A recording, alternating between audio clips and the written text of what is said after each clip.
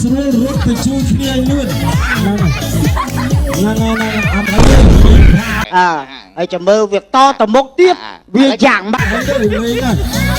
ហើយកុំខ្ញុំចង់ឧបត្ថម្ភទៅដល់អ្នកលេខ1បើបានចេញលេខ2លេខ1ខ្ញុំនឹងឧបត្ថម្ភ 2000 នេះ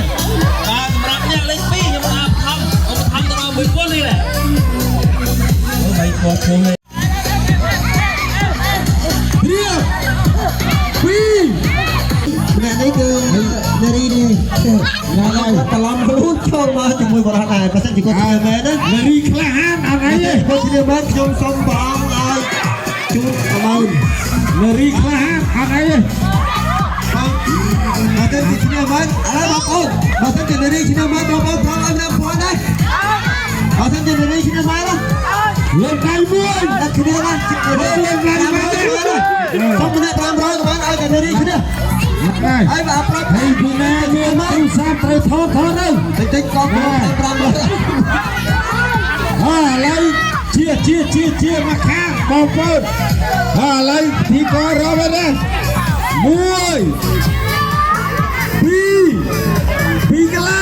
ហូបទៅជួយមកចូលហើយ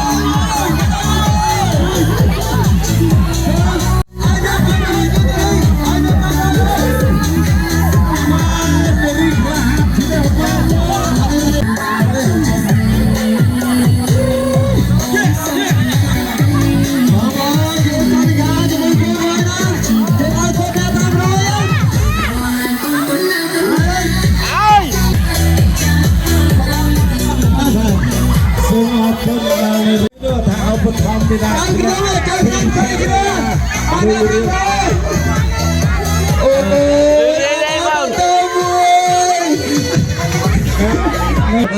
ណាលេខ1លេខ1នេះគឺតាមមកគេហើយលេខ1នៅណាមិនលេខ1មិនអរគុណណាស់បងប្អូនទាំងអស់គ្នាណាឥឡូវចាំឲ្យមកជំនុំនេះទៅណាបងហ្នឹងហើយខាងអស់បងហើយចឹងមកបងប្អូនអរគុណអ្នកលេខ1និយាយនេះព្រះអង្គសិនតែប្រុសហើយវាចាញ់នារីនេះហើយពីវាថប់ផងជាបងប្អូនគួរយើងមើលទៅអស់បងប្អូនចឹងទៅចឹងថាបងប្អូនគុំមើលនេះស្ត្រីខ្លាំងណាស់បងប្អូនយើងជាបរិបទដែរមិនអាចយកឈ្នះស្ត្រីបានទេបងប្អូនហើយតែអាចយកបងប្អូន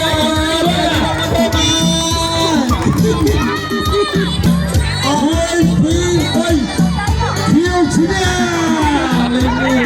អរគុណចំណាមីគូវិញអរគុណអរគុណបាទដល់មកខាងគណៈកម្មការទីចាប់បន្តទៀតណារីចាប់បន្តទៀតណាបាទមានចំនួនថាជា